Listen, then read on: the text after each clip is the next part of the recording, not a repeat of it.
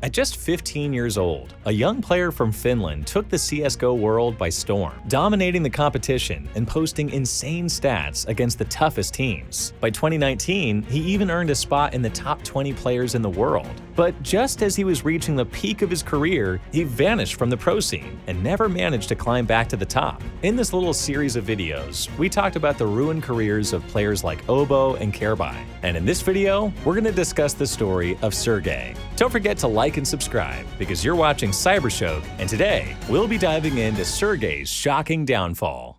In December 2017, HLTV dropped their third article in the One for the Future series, spotlighting promising young players just starting their professional journeys. The first two episodes featured 16-year-old Zywu and 17-year-old Serk. The third one was dedicated to a 15-year-old Finnish prodigy named Sergej Salo. The article started off by recalling a memory from Sergej's former teammate, who was 12 years older than him. He said that they met each other in competitive matches, and that the two quickly became friends. When Jere was 13, they started putting together mixes to play small tournaments on ESL and Face It. Sergej's teammate didn't believe him when he said how young he was, and was shocked to find out that he wasn't even 15 yet. Eventually, Sergej had to part ways with the group just because they couldn't keep up with his pace. Jere signed his first esports contract in 2016, after the manager of a team called Skitlight spotted him at a local LAN event. Here's how he describes those early days. "I first saw Sergej at a small tournament in Tampere. His team literally appeared out of nowhere, and I remember that their lineup was heavily carried by one player.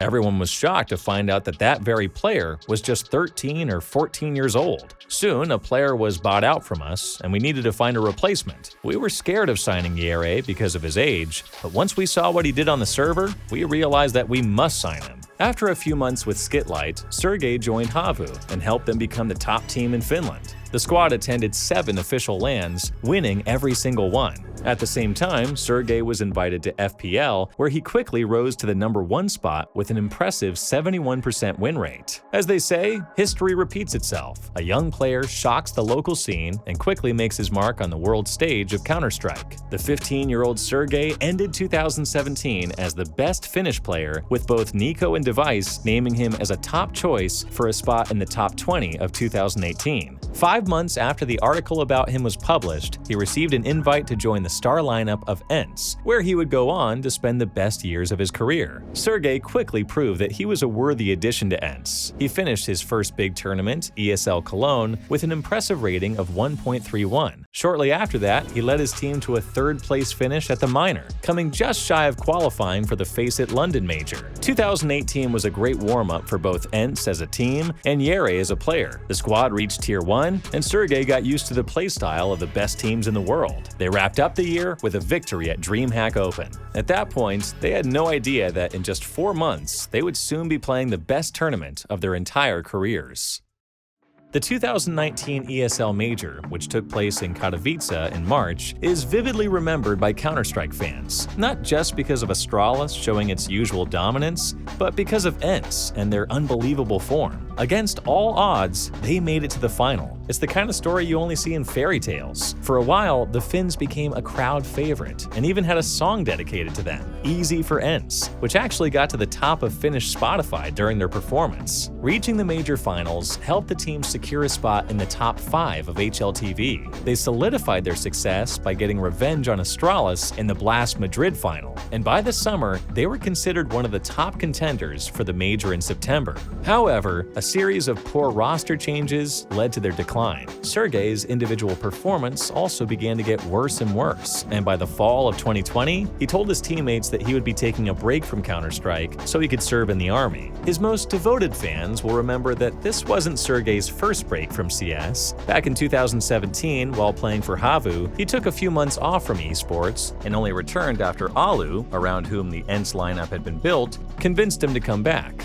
Sergej's departure was a huge shock to the community. One of the most exciting and promising players in Counter-Strike suddenly decided to risk his career by not just stepping away, but by committing to military service. There was no clear explanation for this decision, leaving fans and analysts puzzled. Throughout 2021, Jere made several attempts to return to the top level of esports, but none were successful. For example, he played for the team Gorillas, where he earned almost 10,000 euros a month, but despite this, the team struggled to make it out of Tier 3. And as of this video, it's been over 1,000 days since Sergej last played a recorded game on HLTV. There's a rumor circulating online that Sergej was struggling with some serious addictions, and that may explain Sergej's disappearance, though it still remains unconfirmed and should be taken with a grain of salt. His brother, Jim Fat, who now plays for Mouse, said in an interview that Sergej, quote, focuses on his personal life and has no plans to return to CS in the near future.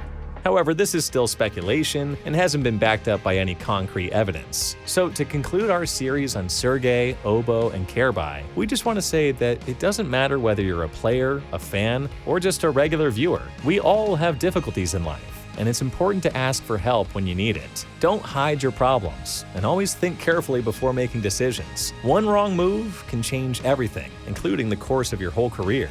Anyways, we'd love to hear your thoughts in the comments. Who else do you think we should cover in our future videos? Thanks for watching, and don't forget to subscribe and turn on notifications so you don't miss the best esports content. See you in the next one, guys.